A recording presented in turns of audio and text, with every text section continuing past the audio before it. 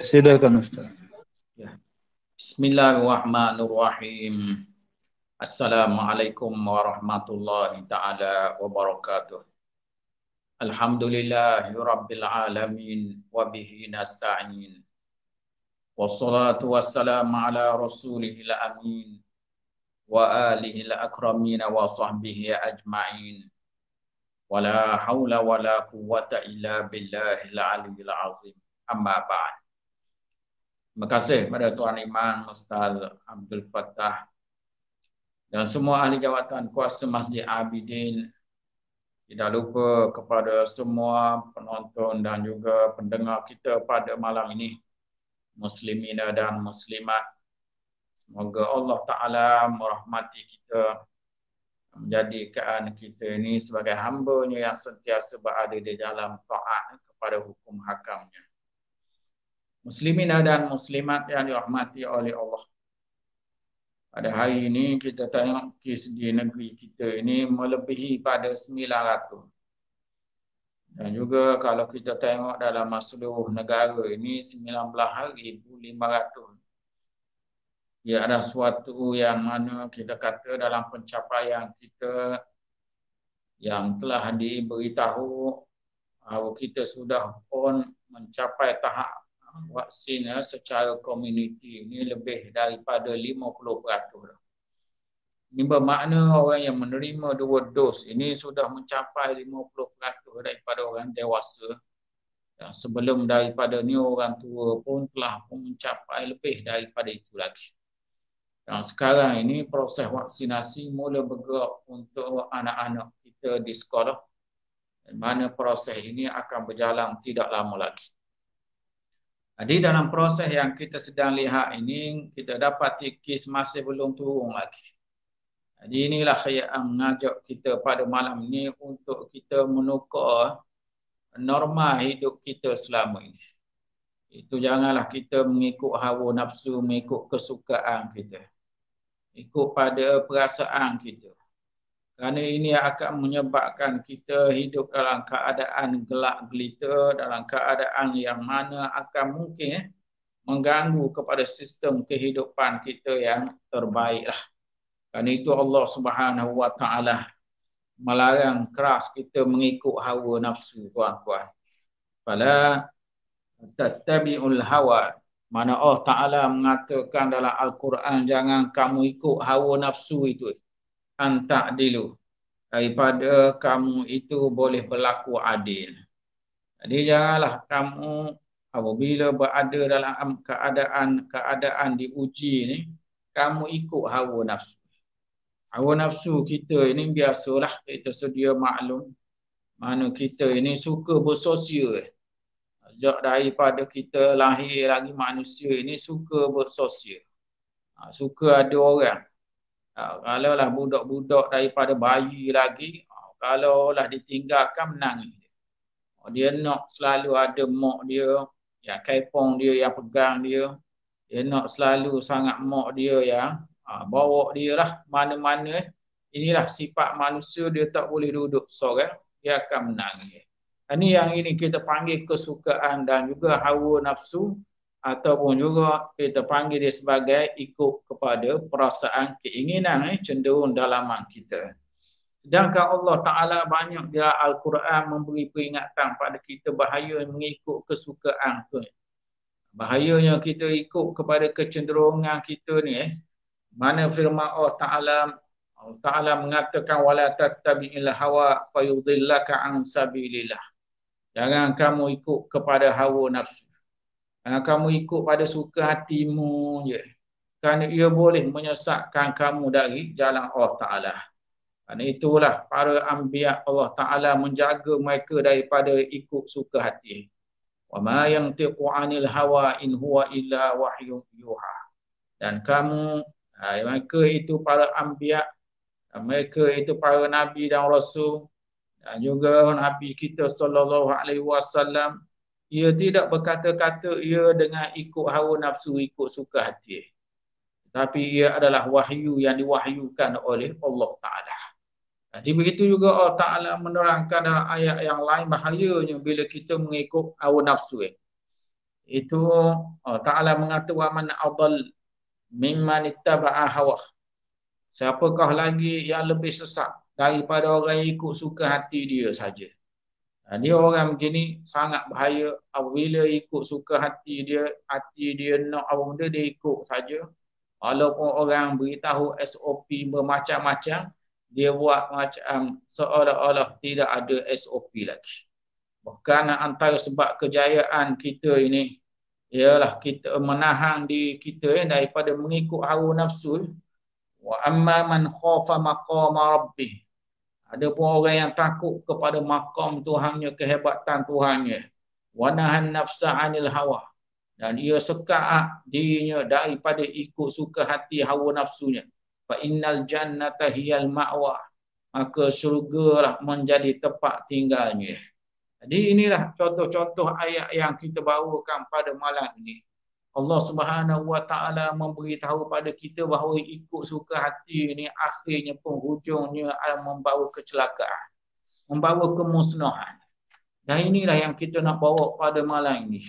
Mandangkan kita tengok kedai-kedai ramai orang, pasar pun seolah-olah tak ada SOP. Bahkan kita tengok setengah-setengah tempat mereka berteruk, keadaan sesak, keadaan seolah-olah mereka ini merasa kebal dah. Walaupun kita tahu dari segi imunisasi kelompok ini telah pun berjaya melebihi daripada 50%. Tapi kita nak kena jaga SOP tuan-tuan. Kerana data yang kita dapati pada hari ini yang dikeluarkan oleh KKM sendiri mengatakan bahawa hampir 324 orang penerima 2 dos telah meninggal dunia. Jadi ini orang yang dah dicocok, orang yang dah disuntik tapi mati juga. Yang mana kita selama ini dia beritahu bahawa bila orang dah lengkap 2 dos ini, maka body dia itu boleh melawan. Body dia itu boleh mengenal kalau ada virus yang mari nak serang. Maknanya dia keluarkan antibody terlebih dahulu. Bila ada alamat-alamat virus mari, dia kenal dah. Ni yang mari ni kita kenal dah. Dia mari dia jahat. Dia mari dia nak serang tubuh kita. Jadi buat keluar antibody kita. Buat keluar askar kita. Jadi ini yang diberitahu pada kita mengenai peranan vaksin. Itu mengeluarkan antibody yang boleh melawan kepada virus yang mari itu. Kenapa? Kerana body kita dah boleh kenal kepada penyakit yang sedang melanda ini. Dan kita telah berada dalam suasana ini hampir dah 2 tahun dah. Ya, dah kita tengok bagaimana proses yang telah kita lalui sejak daripada tahun lepas. Bila bermula ada virus ini pada bulan Disember di Wuhan, China, kemudian kita, negara kita hanya bertindak pada bulan Mac, bulan Februari dan bulan Mac 2020. Sehinggalah pada hari ini kita dah masuk pada bulan September, yang mana ianya hampir 1,5 tahun lebih dah. Kita berada dalam pandemik ini nak cukup 2 tahun dah. Tapi orang kita, kalau kita tengok mereka ini tidak reti-reti lagi. Tidak boleh lagi membiasakan SOP yang mana dicadangkan untuk kita ni. Jadi dalam hal inilah pertama sekali kita mengajak pada malam ini, supaya kita sebagai umat Islam pertama sekali kena kenal benda apa yang sedang kita hadapi. Kena tahu benda apa virus ini, apa benda bahaya dia, bagaimana dia boleh merebak. Jadi kalau kita tak kenal musuh kita ni, kalau kita tak kenal penyakit ini, maka gelak gambarlah kita. Kerana kita tak tahu nak lawan gua, mungkin kita tak kenal. Ini pentingnya untuk kita tahu, untuk kita kenal baru kita boleh lawan. Jadi kalau kita tak tahu benda tu, maka jadi masalah. Api kita tak kenal. Ini menyebabkan cara nak padang dia pun kita tak tahu. Ya dia ada minyak, kita pergi siram minyak. Maknanya kita ni tak tahu cara nak padang sebab kita tak tahu benda apa perangai api tadi. Samalah dengan lain-lain barang-barang yang kita takuti, terutama binatang buah, binatang bisa umpama yang kita tak kenal. Maka kita nak hadapi pun memang jadi masalah lah. Ini yang kita nak bawa pada malam ini. Bagaimana pertama sekali kita sebagai umat Islam perlulah kena duduk penyakit ini biar semasuk-masuknya. Apa benda simptom. Bagaimana cara dia boleh merebak. Dan bagaimana dia boleh masuk dalam body kita menyebab tak boleh nafas. Dan kenapa jadi cepat sangat orang bermasalah yang ada penyakit-penyakit kronik ini boleh mati. Ni nak kena tahu ni. Benda yang asal yang kita kata kena biar masuk dulu. Penyakit ni kalau tak kita tidak akan dapat melarikan diri daripada penyakit yang bahaya ni. Kemudian juga kita perlu melihat bagaimana dalam nas-nas yang ditinggalkan oleh Nabi SAW dalam hal-hal membabitkan cara kita berhadapan dengan pandemik, dengan wabak kumang ni. Walaupun Nabi cerita penyakit ta'un, tapi ianya sesuai untuk kita pada hari ini di musim pandemik ni. Sebegitu juga dalam hal ini kita kena tengok yang mana maslahat, yang mana mafsadah. Yang mana maslahat, yang mana mafsadah. Yang mana kebaikan, yang mana keburukan. Ini kena bincang benda ni nak kena tengok molek depan mata kita hak mana dia maslahat. Hak mana mafsadah, keburukan. Ini maslahat ada. Seperti kita pergi kerja, itu maslahat. Ada duit, boleh pitih. Kemudian boleh beli makanan, hidup dengan senang. Itu maslahat.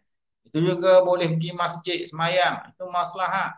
Kemudian boleh menuntut ilmu dengar pula. Itu orang panggil maslahat.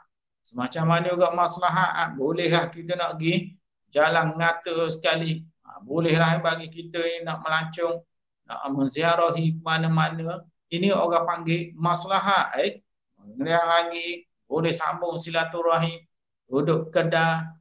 Cakap dengan saing-saing, kadang-kadang 4 ke 12 malam.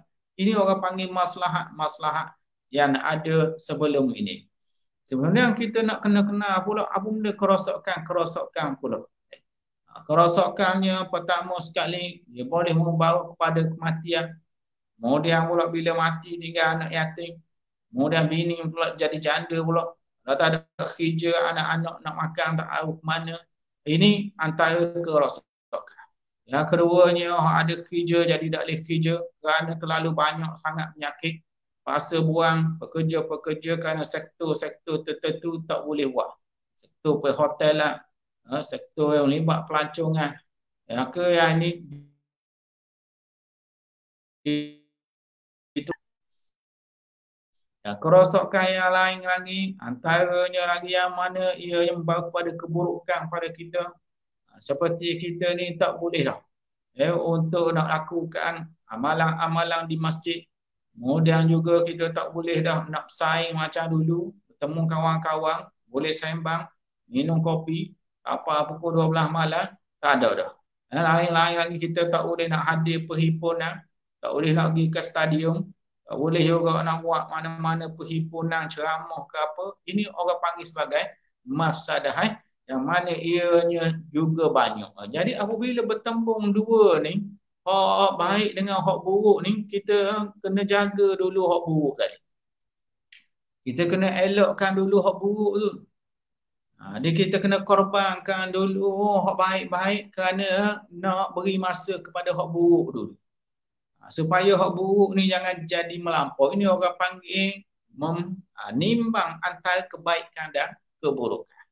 Di sekolah kita tutup, masjid kita tutup, kemudian lagi kedai kita tutup, tak boleh pergi makan apa. Kenapa? Kerana kita nak kawal kepada keburukan. Ini yang kita panggil kena timbang antara maslahat dengan mafsadah. Antara kebaikan dengan keburukan. Tadi kita timbang, kalau ada dua-dua, kita korbankan dulu kebaikan. Ialah kebaikan letak tepi dululah. Kita beri perhatian dulu kepada keburukan. Inilah yang kita kata PKP apa ni, iaitu kita memberi perhatian dulu untuk mengawal keburukan yang ada. Kerana bila api dah merebak ini, kita kepala otak kita kena pergi mampu habis. Kerana waktu bahaya ada pun air paik itu, dia bocor ke, air paik itu yang nitik ke biar dulu, tak apa. Kerana waktu dia tak bahaya. Air paik walaupun terbuka, walaupun meleleh dia, walaupun titik, waktu biar dulu. Samalah juga walaupun mesin basuh tengah ada pasang, walaupun dah cuci dah pakaian, biar jangan tutup lagi mesin itu. Selesai dulu. Bahagian api ni, hok merebok ni, hok nak kena buat segera ni. Samalah ni yang kita kata hal-hal lain dalam rumah kita lebih kurang lah. Bila kebaikan bertembung dengan keburukan, kita selesai hok keburukan dulu. Walaupun akaun tengah buka, biar dia buka, tak tutup pun tak apalah. Walaupun kita kata boleh membawa kebaikan pada kita kalau kita tutup, maknanya elektrik boleh jimat. Samalah kita kata lagi, anak-anak umpamanya sedang tidur, tak bangun lagi tak apalah, tak gerak lagi pun tak apalah. Walaupun dah pukul 10, pukul 11 pagi pun, ni api nak selesai api dulu. Ini yang kita kata perlu timbang antara kebaikan dan keburukan. Kita beri perhatian dulu pada keburukan tadi. Sebegitu juga dalam hal ini kita nak kena ada juga tuan-tuan dengar daripada pihak yang berautoriti, itu pihak KKN lah tempat kita. Agama kita suruh tanya mereka dalam hal-hal melibatkan apa masalah, kita kena tanya pakar. Fas'alu ahla zikri. Tanyalah kepada pakar. Jadi oleh sebab itu kita kata dalam hal ni kita kena dengar kepada KKN. Kena dengar pada MKN. Mereka ini Majlis Keselamatan Negara. Ini mereka tahu macam mana cara nak kawal ni, kena dengar pada mereka. Samalah juga kita kena dengar pada orang yang dikira sebagai alim ulama kita hal ini, memberitahu mengenai fatwa, memberitahu tentang hukum, nak kena dengar dalam hal ini. Kerana inilah kita sebagai orang Islam, mana bila kita berada dalam suatu masalah, yang mana langkah-langkah yang perlu ada ialah kita mengambil apa yang telah disebutkan tadi sebagai dasar kita. Itu kenal dulu benda apa, kemudian tengok nas yang ditinggalkan oleh Nabi SAW, kemudian timbang antara baik dengan buruk, ada ke baik belaka ke buruk belaka ke ada dua-dua. Kalau ada dua-dua, kita buang dulu kebaikan ke tepi, kita selesai dulu yang buruk-buruk ini. Kemudian yang kita kata tadi, hendaklah kita dengar daripada pihak yang pakar dan juga para ulama kita dalam hal ini. Ini yang perlu ada dalam diri kita. Tapi malangnya hari ini kita dapati ramai di kalangan kita, mereka tak nak dengar para ulama, mereka tak nak dengar pakar, kita pun tak nak dengar. Walaupun dah diberitahu pakar 2 lapis emas tu, dengan selapis tak padang lagi, bahaya. Kerana varian Delta, yang MU pula yang mari ni macam-macam lah, sangat bahaya. Tidak boleh dikesankan, bahkan melalui udara pun boleh terbang. Hal begini mengajak kita tuan-tuan untuk meneliti apa kita jadi gini. Jawapannya kerana kita ikut hawa nafsu. Jadi hawa nafsu ini sangat bahaya. Itu kesukaan ikut suka hati kita ni, yang ni sangat bahaya. Kenapa benda ini boleh berlaku? Pertama sekalinya adalah kerana kita daripada kecil lagi. Kerana daripada kecil lagi kita tak kawal hawa nafsu kita ni. Itu antara sebab kalau orang tanya kenapa jadi orang kita ni jadi degil. Tak boleh dengar kata ni apa benda sebab. Pertama sekali adalah kerana sejak daripada kecil lagi kita ni tak boleh nak kawal hawa nafsu. Kita dididik dalam masyarakat nak apa benda boleh berlaku. Jadi inilah yang menyebabkan kita jadi gitu. Kita nak keluar bila-bila masa mak ayah kita tak larang. Jadi bila kita dah nikah, dah ada anak ni ke, jadi tak keluar, tak boleh duduk kedai kopi tu, tak boleh temu saing, tak boleh temu di wakah, tak boleh main dang tu, itu tak boleh. Itu sebab pertama kenapa kita kata payahnya orang kita nak ikut SOP, payahnya mereka nak ikut kepada norma baru. Pertama sekali adalah kerana mereka sejak pada kecil lagi dilatih gitu. Mana dia tak boleh nak kawal diri dia sejak daripada kecil lagi. Dia nak makan apa mak dia beri belaka. Maknanya sini tak ada langsung. Dia nak lawang diri dia untuk mengawal. Baru nak makan ikut aku. Aku benar baru. Aku makan umpama nak keluar. Aku benar baru lah boleh keluar. Tak ada. Ini yang pertama sekali yang terjadi. Kita kenapa kita tak roh. nak lawan norma yang ada ni, itu norma baru ni kita nak ikut molek dengan SOP yang ada. Yang orang suruh sanitizer, kita tak sanitizer. Orang tak suruh pakai mask, kita tak pakai mask. Orang suruh isi mai sejahtera, kita tak isi mai sejahtera. Orang duk larang di retas padang, kita retas padang. Orang sekat dengan penghadang jalan raya, kita lari kot lorong tikus. Kalau lah polis ada pula, kita tipu dengan surat-surat macam-macam lah, kita reka surat. Kemudian pula, bila orang larang beripung, kita sengeleng beripung, demonstrasi pula sama-sama kita. Bila ada dekat kita orang suruh pergi cocok, tak cocok pula.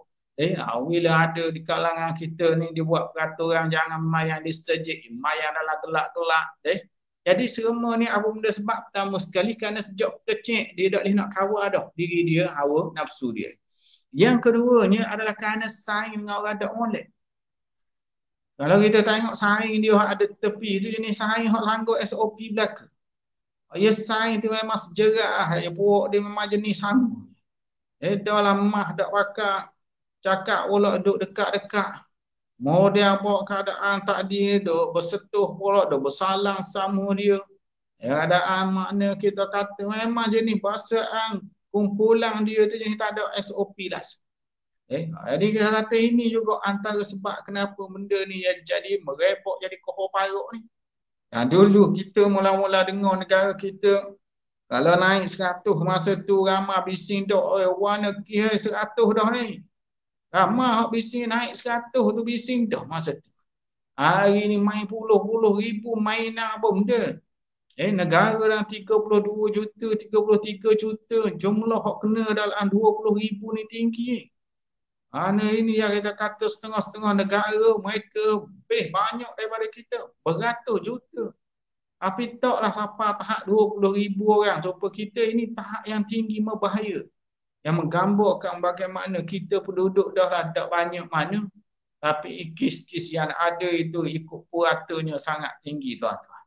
Jadi saing ini nak kena tahu molek bahawa antara sebab kenapa jadi langgar SOP, kenapa jadi tak dengar kata, kerajaan duk kabur macam-macam SOP tak dengar kata kerana saing dengan hak punah. Iaitu saing hak ikut hawa nafsu juga. Sama macam dia. Kalau nak saing dengan hak molek, tak boleh tak kita saing dengan hak molek ni. Tak boleh buat kerja kita. Orang lain bagus belaka duduk di rumah lah kita saing dengan dia. Jadi hatu lah kita seorang. Kena saing hak kepala lebih kurang je. Mana boleh keluar. Bila-bila masa boleh keluar. Nak beripung, nak maidan ke mana tak ada masalah. Atau bawa bekal pula sama dia makan jamu apa dia buat program macam-macam lah. Ada yang buat parti pula, raihkan hari jadi macam-macam ini orang panggil saing dengan orang yang ikut suka hati, ikut hawa nafsu. Itu juga sebab kenapa boleh berlaku pelanggaran norma baru. Yang ketiganya kalau kita tengok lagi antara sebab mereka ni melanggar kepada prosedur dan juga SOP yang dibuat ini sama ada dari sudut agama maupun dari sudut undang-undang negara ini adalah kerana mereka ini tak kena agama dengan molek. Mereka ngaji dah habis ataupun tidak pernah dia bedah pun benda gini. Tak pernah hamba tak pernah dengar pun benda apa maslahah, benda apa mafsadah ni. Hamba retinya mayang je, orang suruh mayang fardu memayang di masjid tak kira dah. Tuhan suruh mayang pakai hari kiamat lah hamba tahunya. Hamba fahamnya Tuhan suruh mayang. Jadi kalau orang kata ada kerosakan kena tutup masjid, hamba tu tak tahu, tak pernah mengaji apa. Ini orang panggil orang yang lemah agama. Dia tak dengar pun hal-hal melibatkan pada keadaan yang kita kata kena timbang ni, tak tahu. Dalam hal nimbang baik buruk apa ni dia tidak pernah didedahkan pelajaran. Memanglah hak yang dia dengar di masjid tu duk baca pada tafsir, duk baca pada hadis, duk baca kepada fiqh dah, tapi tajuk mengenai keutamaan. Fiqh keutamaan panggil fiqh aulawiyah ataupun juga fiqh menimbang ni panggil fiqhul muwazanah ataupun juga melibatkan pada maqasid iaitu maksud matlamat syariat. Ini kurang kadang-kadang kita jarang dengar masjid yang ajar benda ni. Dan dia pun mujur dah kalau ikut kita dengar dah, tapi bab-bab gini tidak dibuka pada dia. Ini juga antara sebab kenapa kita kata kes ini melonjak pada hari ini. Kemudian lagi yang lain lagi, kalau kita tengok kenapa payah sangat nak ikut SOP ni, ialah kerana orang yang ada di sekitar itu dah masuk campur rasa. Jadi masing-masing ini setan bisu belaka. Walaupun dia tengok orang beripung, dia buat dak je. Biarlah mampu-mampu lah. Aku boleh hidup sudah. Tak ada. Untuk nak melarang, tak ada. Ataupun juga memberi amaran pun tak ada. Melaporkan pada pihak berwajib pun tak. Biarlah mu nak buat lah. Mu cara mu, aku cara aku. Ini menyebabkan puak-puak ni rasa besar pada. Puak ni rasa sedap. Jadi hari ni baru 4 orang beripung atas gerak. Esok saya akan mari lebih pula. 2 kali ganda. Kadang mai kadang 15, 16 orang. Dok galak atas gerak tu. Kenapa? Kerana kita ni hok jaga SOP, hok reti ni, kita dak cara rasa. Jadi itu juga sebab kenapa norma baru payah nak diamalkan, kerana tak ada pihak-pihak amal makruf nahi mungkar ni, tidak ada. Yang menyebabkan orang ramai hidup mereka bawa diri mereka ikut hawa nafsu, ikut suka hati dia, seolah-olah macam tak ada benda berlaku. Di samping itu juga kita kata orang yang tidak ikut SOP ni adalah orang yang mana mereka ini sayang dan cinta kepada dunia. Mereka ni orang yang hidup nak nikmat saja. Hidup ni biar boleh nikmat, hidup hanya sekali. Gunakanlah nikmat hidup sekali ni. Kita enjoy se-enjoy-enjoynya. Mereka tidak tengok langsung hukum hakam kata guana nak enjoy ni. Masa mana kita nak enjoy, nak happy ni. Ini yang kita kata dia penting ke dunia je. Dia dah anggap habis dah kira undang-undang ke hal-hal hukum hakam agama, bagi dia tak ada penting dah. Kerana bagi dia hidup hanya sekali. Dia hidup ni dia nak enjoy seboleh-bolehnya. Di samping lagi kita kata orang sebegini, mereka adalah orang yang jahil dengan apa yang akan berlaku di penghujung daripada tindakan mereka. Inilah sebab-sebab kenapa kita kata kes melonjak sangat. Itu kebanyakannya kalau kita tanya, beripung tahu tak jadi apa pada ni. Kita jadi apa benda, ramai orang duk beripung tak ada benda. Penyakit biasalah, mati biasa, hari-hari belanggar semua orang. Orang belanggar ramai mana. Orang sakit dengan darah tinggi ramai mana. Dia ambil kira ke COVID ni, kira sangat jumlah orang mati. Ini orang yang jahil kita panggil. Orang yang jahil yang mana mereka ni tidak tahu benda apa nak jadi. Mereka ini tidak boleh baca apa akibat buruk yang akan mari. Dengan sebab dia seorang kena, dia bawa pula pada anak beranak dia. Lepas tu anak beranak dia pula, yang mana berjirang pula, bawa ke orang lain pula. Lepas tu pula pergi ke sejid, bawa pula ke orang sejid. Daripada sebuah masjid tadi, kemudian pindah pula kepada orang lain pula, mari nawak orang mati ke umpama. Akhirnya hospital kita penuh dengan orang yang terkena. Akibat daripadanya, dapati frontliner kita, doktor kita, awak kita tak cukup. Kemudian beg katil pun tak cukup. Hospital kita pun tak cukup. Akhirnya bergelipangan di kaki 5. Bahkan setengahnya dirawat di luar bawah kemah tempat parking pun. Menyebabkan mayat banyak tak orang nak urus. Kau gali kubur ada letih gitu ya. Mayat bubur dalam kontainer. Dalam keadaan masing-masing kau di mana-mana tempat tak boleh nak kawal. Ini dia tak nampak benda gini. Ini orang yang mana kita kata ikut suka hati ni. Mereka sebenarnya kita tak lewat panduan orang gini. Kita tak boleh ajar orang gini jadi sebagai kaedah. Kerana dia ni tak tahu apa nak berlaku. Kita dia ikut ke dia. Mulai ada Saleh duduk di bawah gerai dengan Muhammad, baru ni 2 orang berlawadang sekerang hari tak ada apa-apa, tak berlaku apa. Kita buat kaedah. Kita buat mereka sebagai panduan. Kita ingat bahawa inilah sebenarnya cara hidup yang betul, yang baik. Kita ikut hawa nafsu kalau kita sign apa ni. Akhirnya kita kata inilah hak kita seorang. Lepas tu bawa anak pula. Pada tu kita kata setengahnya pula panggil saing hak lain pula. Berbangga pula mereka. Tunjuk pula gambar. Bubuh pula dalam grup. Nak khabar ke mana hal-hal beginilah tuan-tuan. Bila kita bicara norma baru ni, masalah kita sekarang ni ialah ikut hawa nafsu. Itulah dia penyakit yang telah terkena pada manusia sejak zaman dulu-dulu tu. Bukan zaman kita ni je orang ikut hawa nafsu ni. Ikut hawa nafsu zaman dulu tu. Sejak zaman-zaman Nabi dulu duk larang tak dengar kata. Mereka ini dengan amalan-amalan jahiliah mereka tu. Amal Nabi Musa larang kaum dia jangan sembah pada patung lembu. Ya, itu nak beritahu ikut hawa nafsu. Allah Ta'ala dah ada dah. Disembah lagi pada hawa nafsu. Itu yang kita kata bahawa zaman Nabi-Nabi yang lain. Zaman Nabi Nuh pun sama. Kaum-kaum dia masih lagi dengan berhalanya. Zaman Nabi Lut. Dah akak nak kata jangan ada emai jatang sama jatang.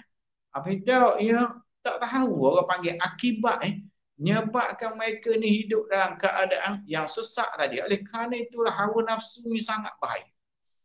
Jadi apabila kita kata ikut hawa nafsu ni, maknanya ikut hawa nafsu yang tidak baik lah.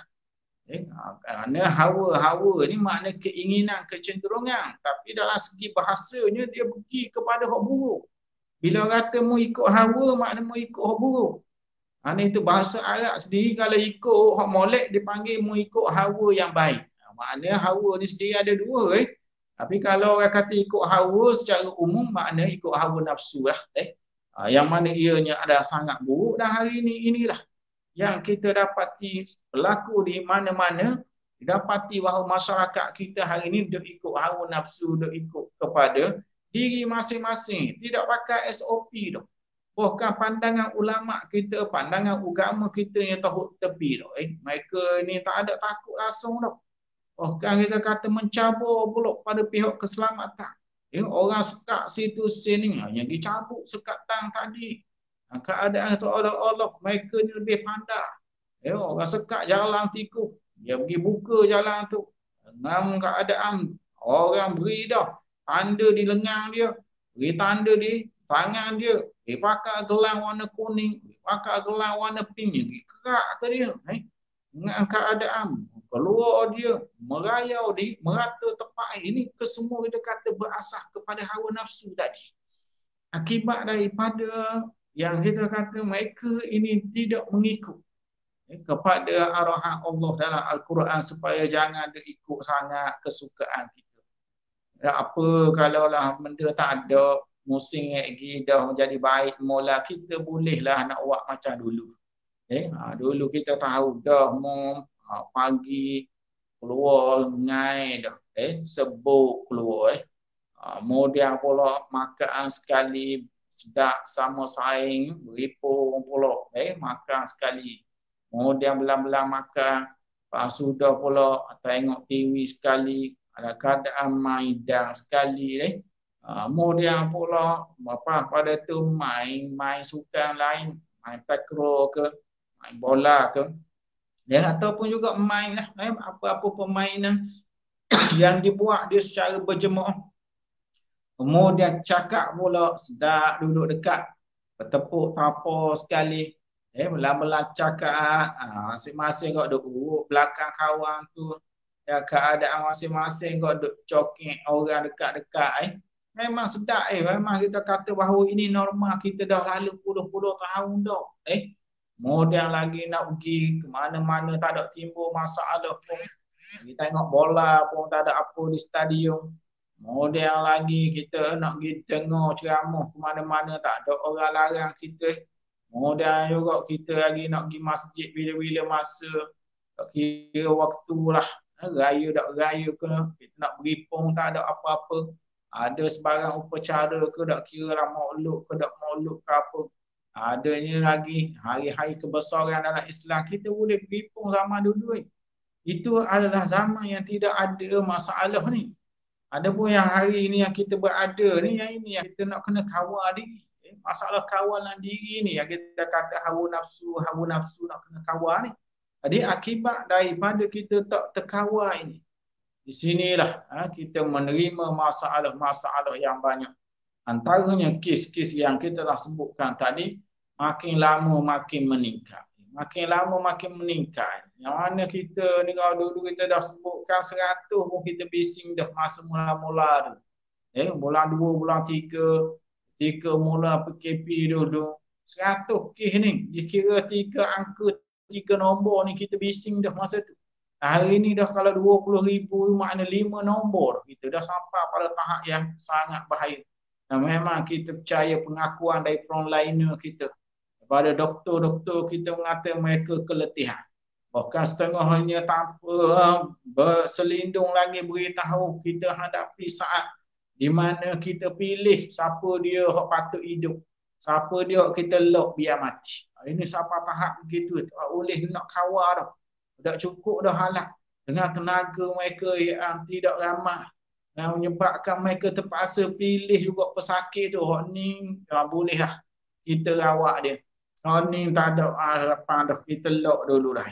Setengah-setengahnya bila bertukar pula kepada oksigen apa, bila sampai giliran dia mati dah kawan tu. Inilah yang pernah dulu kita dengar benda-benda begini dalam perang Tabuk je. Di mana sahabat ni nak minum air, hak nu nak minum air. Bahawa lagi waktu hak nu pula minta air, padahal duk berlari nak uyai air, akhir mati belaka 3 orang ini. Kita pernah dengar di dalam perang Tabuknya hari ni berlaku di kampung kita ni. Berlaku di negeri kita, negara kita ni. Ketika terlalu ramai sangat masuk dalam wad. Jika terlalu ramai sampai ke hospital, dan oksigen tak cukup.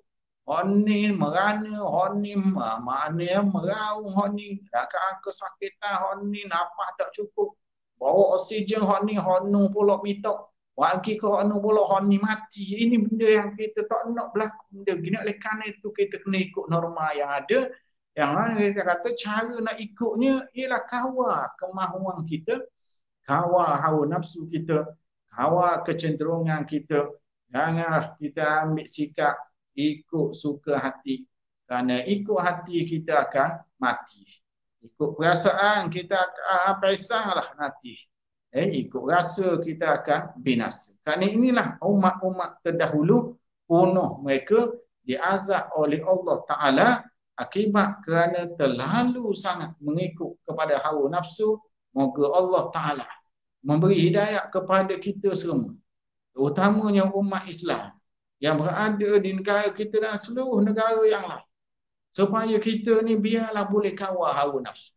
Biarlah kita ajar diri kita jangan tu apa hak dia nak kita ui belaka.